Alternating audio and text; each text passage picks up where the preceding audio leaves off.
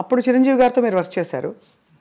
ఆ తర్వాత ఎక్కువ ఆయనతో మళ్ళీ అలాంటి జర్నీ మీకు కుదరలేదా, లేక అలాంటి కథలు పడలేదా మీకు?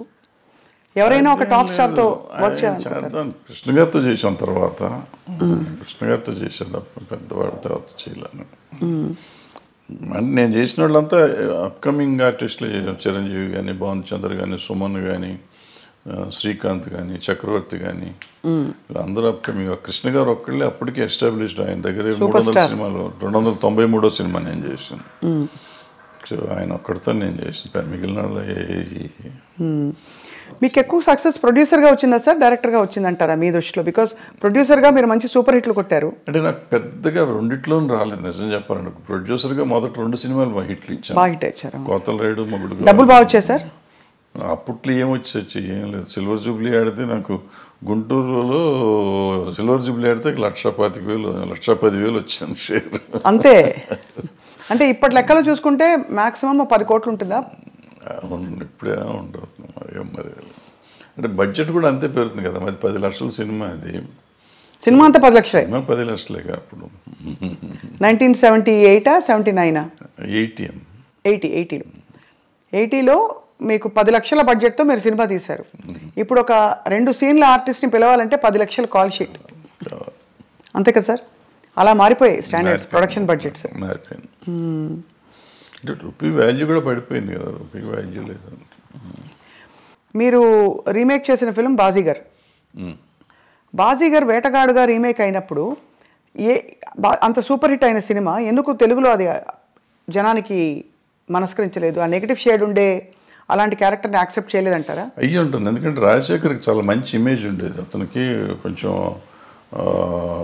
స్ట్రిక్ట్ పోలీస్ ఆఫీసర్గా కానీ, లేకపోతే సమాజానికి పనికొచ్చే క్యారెక్టర్స్ చేసే క్యారెక్టర్ ఉందా. అతను మనసు పడ్డాడు వచ్చాడు అనుకోండి, కానీ అందుకు నచ్చలేదు, మళ్ళీ లేట్ అయిందో, ఏదో సంథింగ్ మన టైం బాగోలేదు, లేకపోతే నేను బాగా తీయలేదు, డైరెక్టర్గా నేను పెర్ఫామ్ చేయలేదు, ఏదైనా అయ్యి ఉండొచ్చు. దానిలో డబ్బులు కూడా చాలా పెట్టారు కదా సార్ మీరు? కొంత డబ్బులు అందులో పోగొట్టుకున్నారని అంటుంటారు.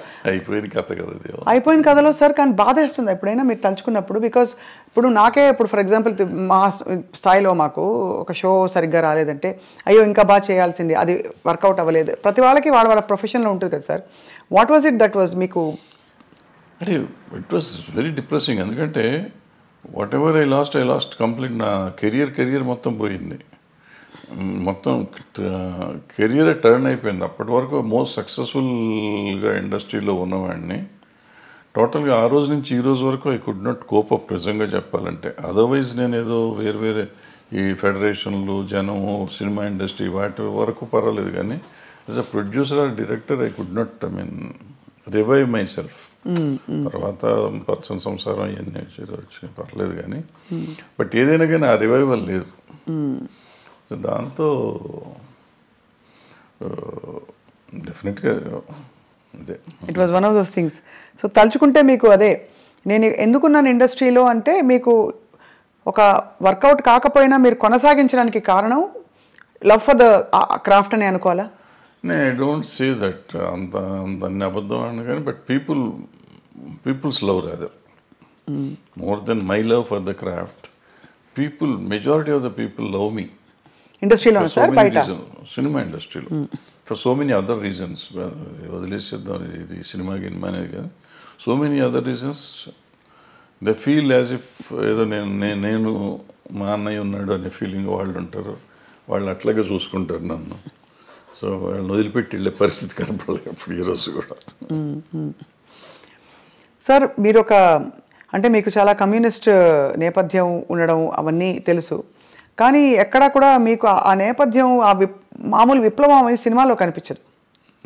మీ సినిమా కమర్షియల్ ఫార్ములా, కథలు, అవసరమైతే దేవుడి ఫోటోలు, అలాంటివన్నీ అన్నీ ఉన్నాయి. ఇప్పుడు నారాయణమూర్తి గారు చూస్తే ఆయన ఎర్రజెండ సినిమాలన్నీ, అలా భరద్వాజ్ గారి సినిమాలు అంటే అన్ని రకాల సాంఘిక సామాజిక కథలు ఉంటాయి అది. సో మీ జర్నీ కంటిన్యూయేషన్లో మీకు చాలా మంచి పేరు తెచ్చిన సినిమా స్వర్ణక్, ఆఫ్ కోర్స్, పోతే పోని, ఇవన్నీ. అంతకుముందు అలజడి ఆల్సో. అవును, 2000 సంవత్సరం సార్ అది 99, 2000 2000లో వచ్చి అలజడి. So what was your most beautiful memory? పచ్చని సంసారం ఒకటి ఉంది కదా. పచ్చని సంసారం తర్వాత పచ్చని కాపురం కదా. లేదు, పచ్చని సంసారం తర్వాత రౌడీ అన్నది తీసే కృష్ణ గారితోనే. కృష్ణ గారితో పచ్చని కాపురం తీయలేదు సార్ మీరు? చేయలేదు, నేను చేయలేదు.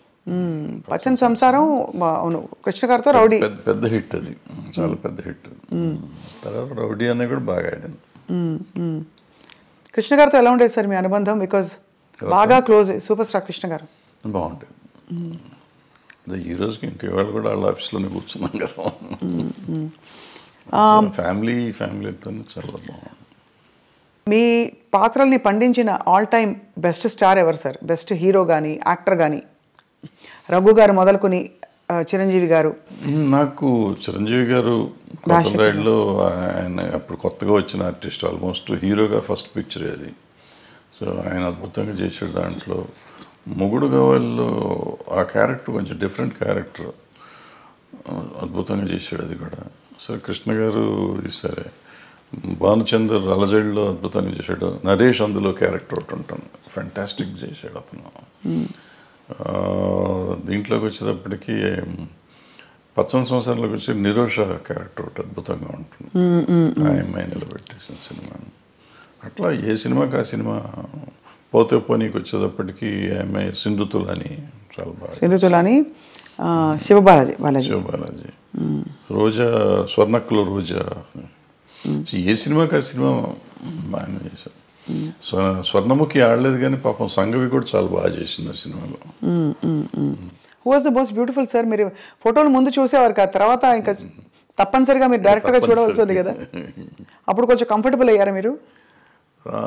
5-6 సినిమాల తర్వాత కంఫర్టబుల్. కష్టం. Is it the way your brought up? మీ పెంపకమా మీ స్వతహాగా మీ ఏదో అయ్యి ఉంటుంది, పెంపకమే అది. సో ఈ క్రమంలో సార్ మీరేమో అంత సిగ్గు బిడియం ఒక వాతావరణం నుంచి వచ్చారు.